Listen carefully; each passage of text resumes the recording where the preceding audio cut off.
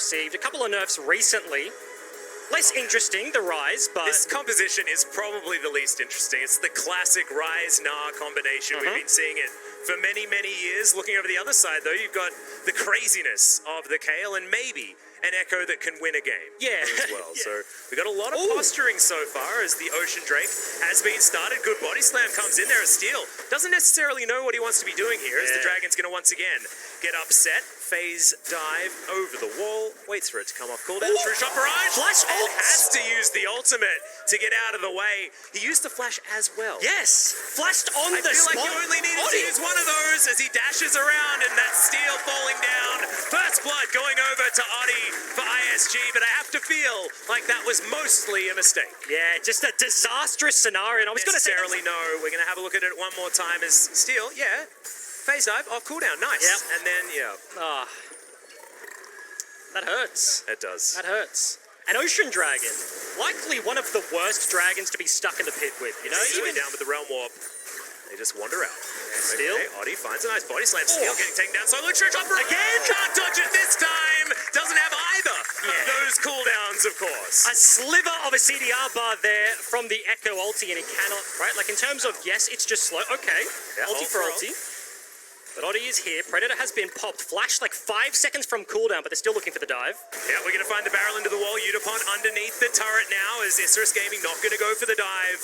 Feathers are going to be pulled back. The teleport is channeled, and Seros makes his way down and stops his friends from being destroyed. Yeah, and I was going to say, this map of League of Legends in this game has felt so big. The lanes are kind of just isolated, no roaming between the two, but Isserus, as soon as that hit the 13-minute mark, still looking for the return dive. No cast, but Odi's in. Coming down. The quickness was there, but it is not enough. Seros now is going to be the dessert. Can they actually grab it? Slow's going to go down for the good of the colony, and Saya misses the cue.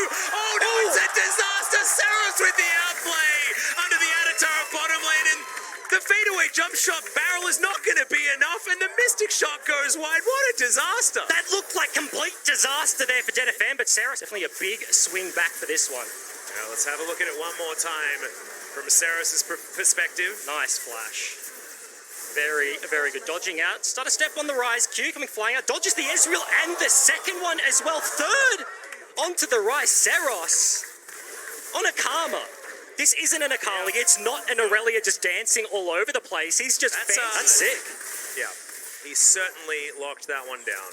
But you have to say that a lot of it had to do with ISGs. We've got another engage. Zenith played towards the bottom side. Great grand entrance there as Slow is being caught out, and he ain't going anywhere. Udapon locks down that kill as Rangelis has to get out of there. Arcane Shift utilized, in comes Steel. Phase Dive is there, and he's going to be taken down as well, and DFM have come alive. And the complete turnaround of the map. Yes, Steel will go down, but that was the 5-man commit to the bottom side. They want to make something happen. We are after Slow and Rangelis. They were looking for that play. Now Saya in trouble, gets knocked up underneath the turret. Yeah, it's a disaster. Udapon's going to be able to grab that kill for himself, and now this outer turret should be falling down. Likely a trade as Bugax is on the top. Slow landed the CC, but Zaya Rakan. Alright, we're going to find the barrel. Bugax makes his way in, nowhere near Meganar, and he's underneath the turret right now as Steel gets himself towards it. Odi goes golden, now still very, very low, but the good sidestep on all those abilities. Evie flashing forward, and now the Kale has joined the game. Bugax finally towards the Meganars. Now they're looking for the turn. Will he get there? He'll press the R button and only find the air, and Evie decides to turn on it. Now it's their turn underneath turrets, but Detonation Focus Me won't push too far. And every single dive is just being turned around by DFM. They're just sitting, standing tall. Mid-turret will break. Sayer as well as Evie.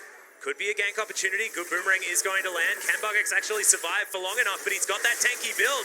He might just be able to. Ult comes down. Evie. Oh, the layering of CC is beautiful. True Shot Barrage gets rid of the Kale. But now in goes Game. That's a huge knock-up with the grand entrance onto Forest. Udapon has the Feather Storm out, and it is a storm on the top side. Detonation Focus Me have found everyone. Saya now looking for Steel, and he is going to be out of the up as now Rangelis. Can you actually get the work done? Yes, he can find the kill, but he does eventually get taken down. A beautiful team fight, but a sloppy one on both sides. DFM come out ahead. And just as the clock dinged 20, it looked like a complete wipe, but ISG, Saya and Warangelis keep the dreams alive. If that was a wash, that could have been Baron. That could have almost been lights out, but here, 1v2 still looking. The tether. Good knock up there from the grand entrance, and Saya knew he was dead. Much better. True shot barrage coming on in, just going to hit some minions, and now the engagers come forward. It's a decent hop though, as Bogax is so incredibly tanky. Another party cask here in the mid lane finds no one, and now Evie looking to chase down. But this tanky Gnar build, man, I feel like Gnar is baiting everyone because he's not supposed to be that hard to kill. Is he baiting his own team? That Gragas cask definitely went into Narnia. Unfortunately, the button's not landing, but still looking to bait the Baron buff. DFM walking in. ISG maintain the vision control, but fighting back right now. Mega is going to be popped. Bugax has flash if he wants to go for it. Yeah, crushes forward, but decides not. Oh, that's another one. Doesn't find the Gnar button and will get knocked up with that grand entrance. Thankfully, still a very tanky boy. Utapon. Now they may have found Utapon there on the backside, like you mentioned. Is just going to pop the ultimate and get out of there. Another key cooldown. Not available as Evie. He can't do that. He can't run straight in to Erangelus like this. Because this dude's got a bloodthirst and double lifesteal on the down to half health. Detonation folks me do a lot of damage to this objective right now as Realm Warp is going to get Sayer around here.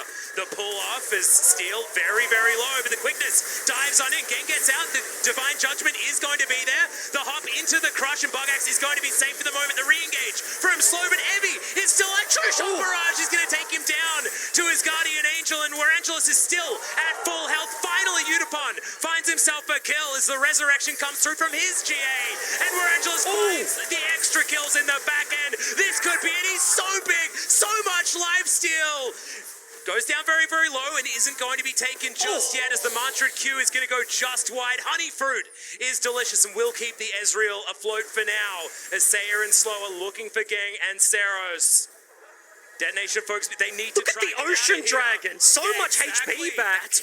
We keep discounting it, but it's a great Drake. Don't you worry about it. But these Inspires are working out well. That is a decent Zenith Blade. And the last two kills come in. It's a very delayed one, but it's an ace nonetheless. But Isurus are finally going to make it work. They've been fishing for these team fights for a very long time, and it's actually DFM that give it to them. They start up the Baron, and it's a complete wash. He's get chopped. Now the mid lane under pressure. Come back to life, DFM lose their inner turret as Bogax are going to get slowed by the ultimate out of the Leona. A cask is going to land, but only onto Gang, so it's going to be fine for DFM for the moment.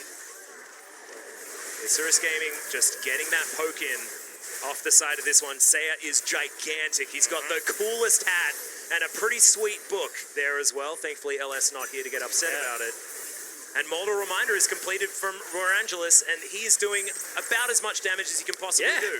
Heavy though. At this stage. Yeah, was looking for the 1v1. Actually forces the Arcane Shift back over the wall, but caught the worst end of the trade. Ezreal now safe, and they have the triple Ocean Dragon looking to knock on the door of the base. Look at the gold grab. That went one way very fast, and now base broken. 38 minutes. This is a long one, but as soon as the Baron was taken here by Isurus, it's continuing forwards. It's just really impressive play with a composition that shouldn't necessarily be this strong against what DFM have at this stage of the game, given just who Kale is and who the Zyre is. We've got another fight. It's going to break out. Solar Flare is going to go relatively wide as Evie throws down the Judgment and immediately gets destroyed. Orangelus now will just find Mystic Shot after Mystic Shot. Gang is going to be the next one on the chopping block. He's got a big shield, but Orangelus doesn't care. He just murders him underneath his Nexus turret. It's a double kill as a sneaky Mystic Shot flies in. And now it's only Nexus turrets between Isurus Gaming and a Game 1 victory here at Worlds Plays. Still the only member left alive. Nexus turret's going to fall, but that is going to be it. Isurus going to start this one off with a 1-0 scoreline. Very good start to the play-ins here. Yep, making Jake Spawn Tiberi look a little bit better there on the analyst desk as well. Congratulations to the Latin Americans. This is the super team from the two different iterations of Isurus. They recognize that DFM, they were giving them space. Yeah. Let's take that space. Yes, they may have a Kale and stuff like that, but we have Orangelus, the big 80 carry for this team. They play around it. We've mentioned it so many times, absolutely popping off in the endgame team fights, and eventually lead somewhat squandered there in a very even game. They eventually find the fight that they were looking for, and as soon